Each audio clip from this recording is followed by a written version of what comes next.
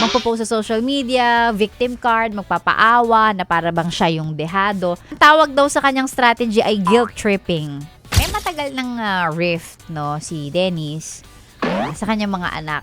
And the issue na rin yun dati na parang, there was a time pa nga na parang, bakit hindi pagbigyan itong mga anak yung tatay nila? Because at the end of the day, tatay mo pa rin yun.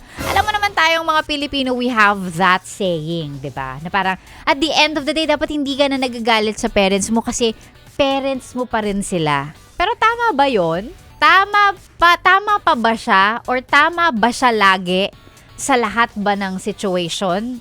Does that always apply?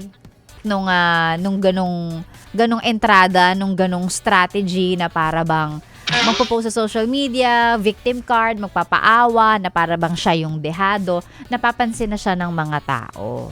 Yan. So, na para bang ang tawag daw sa kanyang strategy ay guilt tripping.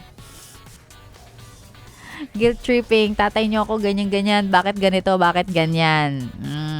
So, also, at least nakikita na rin ng mga tao now. I think mas marami nakakakita now na it was a valid reason kung bakit kaya pala hindi sila okay sa bahay. O kaya pala hindi okay yung mga anak doon sa tatay because may ganong ugali pala. May ganong side. Of course, may ganong side si Dennis na hindi naman makikita ng mga tao, ng mga fans because hindi nyo naman siya nakakasama sa bahay, hindi nyo naman nakikita araw-araw. And the only people who can see it, yung pamilya niya. Yon. And eto syempre dahil nag-react si Dennis about it, yung tatay, hindi papayag, nag-reply si Danny Barreto. And in a comment, she wrote, "I think you are forgetting we all lived in the same house." This is sa kanyang tatay. "That we woke up to your screams almost every morning. Kung hindi si ma'am sinisigawan mo, one of the help. This is what you always do. Use social media to defend yourself and spread more lies and gaslight your children. And now, me. You keep pushing this narrative na kinawawa ka. Weren't you the abusive one? Kahit nasaan tayo, kahit sa mall, sa grocery, wala kang pinipiling lugar para may sigawan. Default mo yan noon hanggang ngayon.